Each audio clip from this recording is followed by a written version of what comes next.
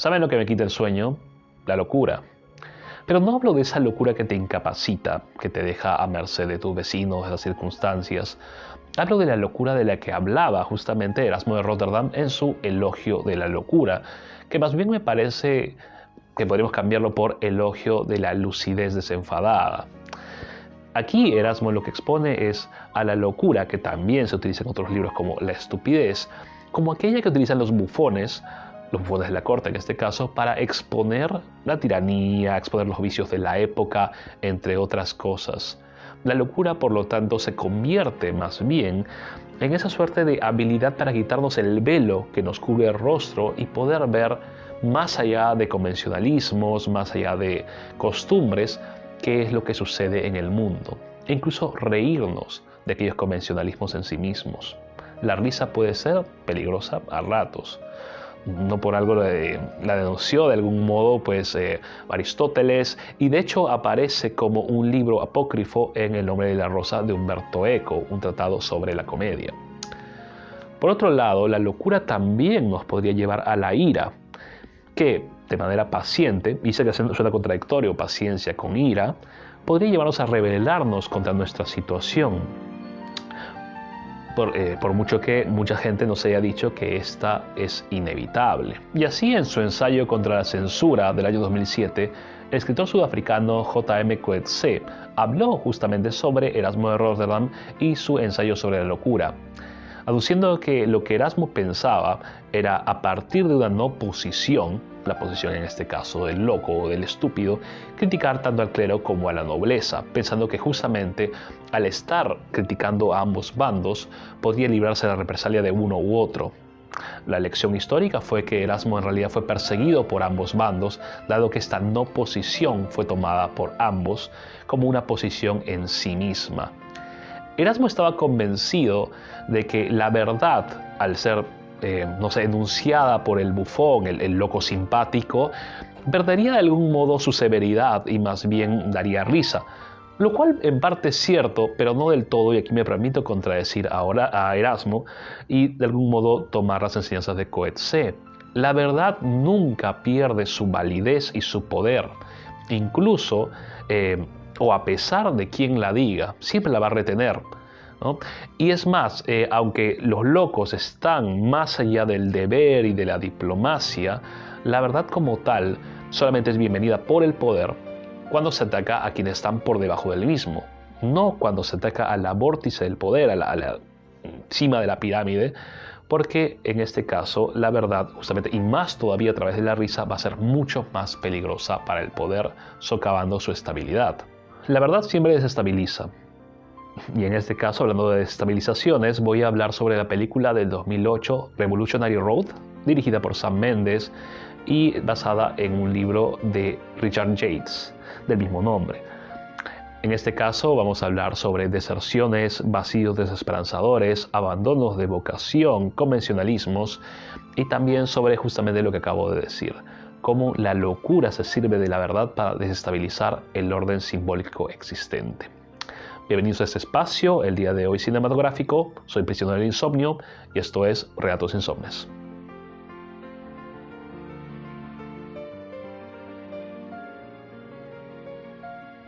En esta película de 2008 vamos a ver a Frank y April interpretados por Leonardo DiCaprio y Kate Winslet, reunidos por segunda vez después de Titanic.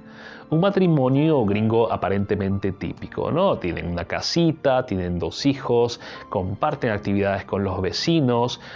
Por un lado, la señora que les ha vendido la casa, interpretada por Kathy Bates, y su marido, que van a visitarlos de vez en cuando para cenar. Por otro lado, esa otra pareja mucho más acorde a su edad, en donde el marido vive soñando despierto con April, ¿no? A su vez, Frank es un vendedor en el mismo trabajo en el que, trabajó su padre y murió allí. Y April es una actriz hasta cierto punto frustrada. Si bien es cierto, actúa, no le va muy bien en realidad, ¿no? Y como dije, ambos viven lo que es el sueño americano, una vida sin sobresaltos, una vida aparentemente cómoda, en la cual podríamos decir que todo está resuelto por una mezcla entre conformidad y dejar pasar los días de manera pacífica. Toda relación, me parece, comienza con la idealización. Frank y April se conocieron en una fiesta y de hecho se idealizaron porque consideraron cada uno, bueno, uno a cada uno al otro, se consideraron las personas más interesantes de la fiesta. Frank tenía ambiciones de viaje, ambiciones de hacer cosas muy grandes y April también. De hecho, eso fue lo que los juntó. Pero, como digo, pues, ¿no? Estos sueños se fueron evaporando con el paso del tiempo. Y es porque en realidad, ¿qué podríamos decir que sustenta a una persona para hacer algo extraordinario? Aquí yo pienso que no solamente es el talento si bien es cierto es la materia prima, el combustible que lleva a esta materia prima a funcionar es la testarudez, me parece, ¿no? Básicamente el no rendirte ante los obstáculos que muchas veces no son, pues, aparentemente amenazadores, más bien son el transcurrir de los días, el transcurrir de la vida, anodina, sin sorpresas, sin sobresaltos. Y eso es lo que vemos en este matrimonio, un desencanto paulatino que se va haciendo más fuerte con el paso de los años. Pero en un momento de epifanía, April decide que es suficiente y le dice a su marido, ¿por qué no nos vamos a París? Yo puedo dedicarme a trabajar, tú escribes, ¿no? Y así logramos algo diferente. Después de algunas dudas, sobre todo por parte de Frank, en donde no sabe si creer del todo en esa iniciativa, en los planes de su mujer, deciden comunicar a todo el mundo lo que van a hacer. Bueno, vamos a viajar, efectivamente vamos a establecernos en París con nuestros hijos, ¿no? Y todo aparentemente iba bien a partir de ahí. Bueno, van a mudarse, los vecinos están un poquito pues desconfiados porque piensan que no es normal, ellos tienen 2 hijos, deberían establecerse, no entienden esa suerte de pies pues saltarines ante lo que ellos consideran una buena vida, porque obviamente refleja la vida que también los vecinos tienen. Pero de todos modos aceptan entre dientes pues lo que están haciendo. Y si la película hubiera terminado allí, bueno, se hubiera terminado feliz y todo, pero eso es una película para relatos insomnes, así que sabemos que no va a terminar en eso. Y sobre todo cuando aparece el hijo de Kathy Bates y su marido, interpretado por Michael Shannon, llamado en este caso John. Su aparición va a ser vital para disparar aquello que estoy diciendo, aquello que dije también en la primera parte de este video.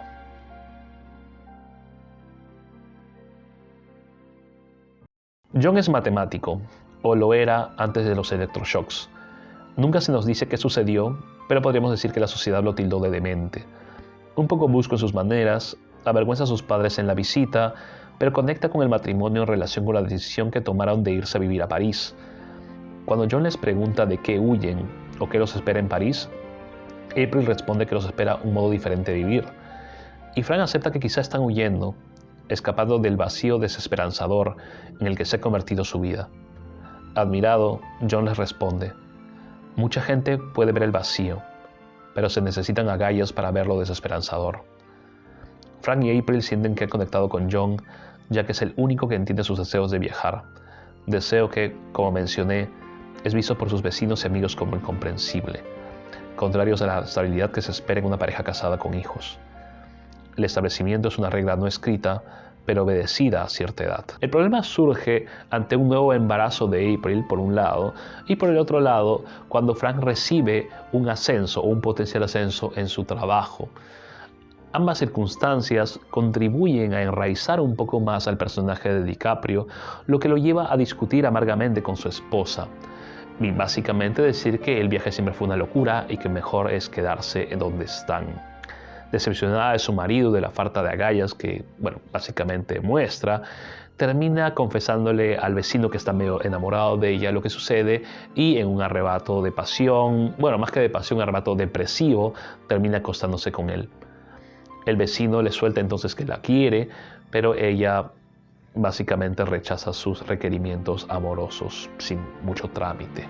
Aquí los Billings, o sea, Kathy Bates, su esposo, y John, les dan una nueva visita, a Frank y April, en donde les preguntan, bueno, están empacando, cómo les va, y Frank les anuncia pues las noticias, mientras que April está a un lado con una cara pues completamente alejada, desconectada de lo que está pasando, con un cigarrillo entre los labios. Bueno, April está embarazada, hemos decidido quedarnos aquí después de todo, ¿no? Y bueno, como se llama, Kathy Bates les dice felicitaciones, todo bien, a lo que John dice, bueno, pero ¿cuál es el problema? ¿No? No nacen niños todo el tiempo en Europa.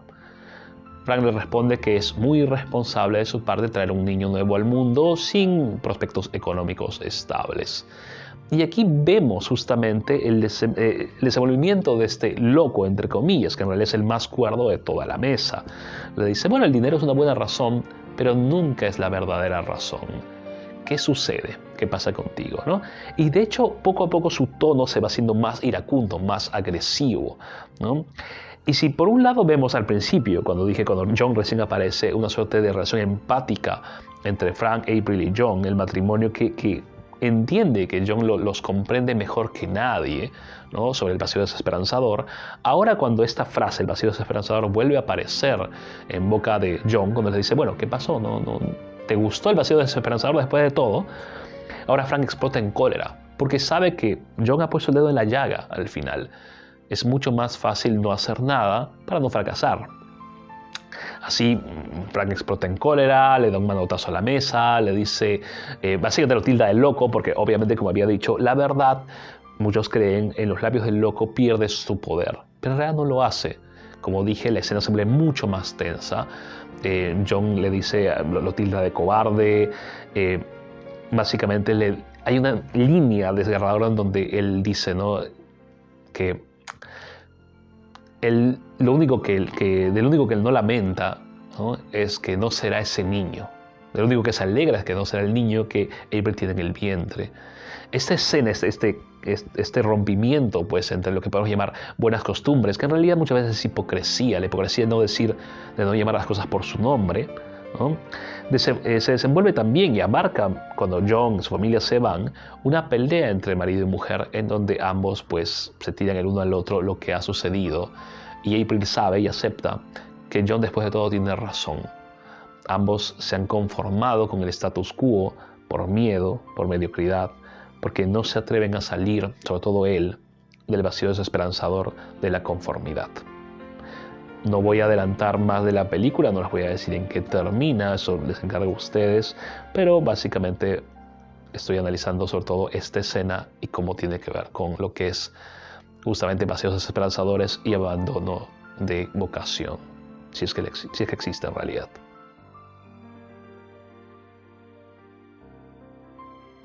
Como dije al principio, la verdad no está sujeta en realidad al enunciador.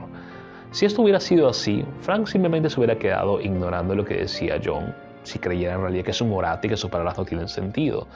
Pero la actuación de Frank es básicamente, como había dicho también, ¿no?, la admisión de la culpa, de esta culpa de haber dejado sus sueños por cobardía, de haber dejado sus sueños básicamente por excusas, ¿no?, que John identifica de inmediato. John es, en este caso, como la Casandra del mito, ¿no?, la Casandra que tuvo esa maldición de Apolo de, por un lado, poder ver el futuro, pero al mismo tiempo ser ignorada por todos los que la escucharan. Solamente que en este caso, en vez de cargar la maldición de un dios, carga la maldición de los electroshocks. En este caso, su condición de loco, aparentemente, lo deslegitima lo legitima a él, pero no a lo que dice, como dije anteriormente. Y es esta locura de decir, de ir más allá de las convenciones sociales, las que hacen a este personaje tan importante ante un matrimonio que se ha conformado, como dije, con lo que es para todos los demás lo adecuado, madurez, cuando en realidad a veces disfraza solamente cobardía y conformidad.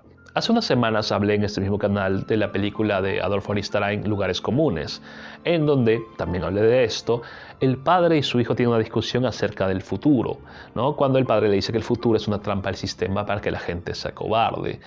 Y de hecho, como dije anteriormente, creo yo que una manera de enfrentar esta visión del futuro, esta visión que nos hace tener miedo, es con un poco de locura, cultivar un poco de locura nosotros mismos.